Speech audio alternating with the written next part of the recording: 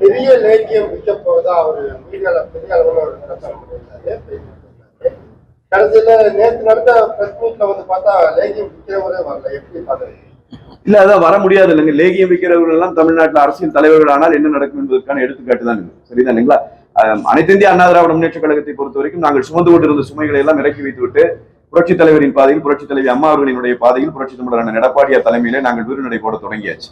கட்டாயமாக 40 நாங்கள் மீண்டும் அதைத்தான் சொல்றோம். நாங்க லேகியம் விற்கிற ஆளுகள் இல்லை.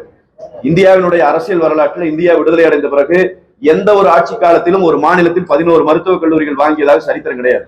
வாங்கியவர் எங்களுடைய முன்னாள் முதலமைச்சர் என்ற எதிர்க்கட்சி தலைவர், எங்களுடைய பொதுச் செயலாளரான எடப்பாடியார். இந்த சாதனையை சொல்லி கேட்கிறோம். 2000 மினி கிளினிக்குகளை தமிழ்நாட்டிலே கொண்டு வந்தவர் எங்களுடைய பொதுச் செயலாளர். அந்த சாதனையை சொல்லி ஓட்டு கேட்கிறோம். நாங்கள் வாக்கு கேட்க, நாங்கள் தேர்தலை சந்திப்பது என்பது எங்களுடைய சாதனைகளை சொல்லி. இப்ப திமுகவுக்கோ பாரதிய ஜனதாவுக்கோ அப்படியான சாதனை என்ன இருக்கு தமிழ்நாட்டுல?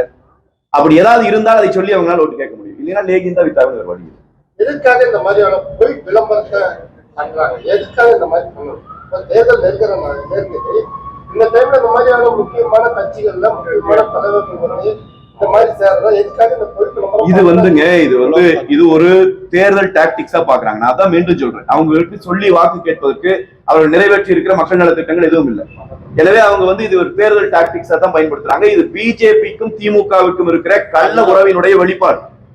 இவங்களுக்குள்ள இருக்கிற கள்ள உறவு. இவங்க என்ன நினைக்கிறாங்கன்னா, அண்ணா திராவிட முன்னேற்ற கழகத்தை இந்த இடத்துல அரசியலில் இருந்து அப்புறப்படுத்தினோம் என்று சொன்னால் நாம் இருவரும் இந்த தமிழ்நாட்டு அரசியலை பங்கிட்டுக் கொள்ளலாம் நினைக்கிறாங்க. திமுக இதற்கு தொடர்ச்சியா வேலை செய்யுது. பாரதிய ஜனதாவை வளர்த்து விடுவதற்கு திமுக தான் வேலை செய்கிறது. அதனாலதான் இந்த போலி பிரச்சாரத்தை 2 பேரும் சேர்ந்து கொள்றாங்க. நீங்க சரியா கவனிச்சீங்கன்னா புரியும். அப்ப இது ஒரு தேர்தல் டாக்டிக்ஸா நினைக்கிறாங்க. இது மக்களை முட்டாளாக்குகிற வேலைன்னு நான் சொல்றேன். மக்களினுடைய அடிப்படை பிரச்சனையை பேசாம, மக்களுக்கு இவர்கள் செய்திருக்கிற சாதனைகள், இந்த நாட்டில் செய்திருக்கிற சாதனைகளை பற்றி பேசாம, இது மாதிரியான அருவருக்கத்தக்க அரசியலை, அறமற்ற அரசியலை செய்வது என்பது இது மோசமான டாக்டிக்ஸ். அதை அவர்கள் கையெடுக்கிறார்கள். எனவே நாங்கள் அவர்கள் முகத்திரையை மக்கள் மத்தியிலே கிழிக்க வேண்டிய கடமை எங்களுக்கு இருக்கிறது, செய்கிறோம்.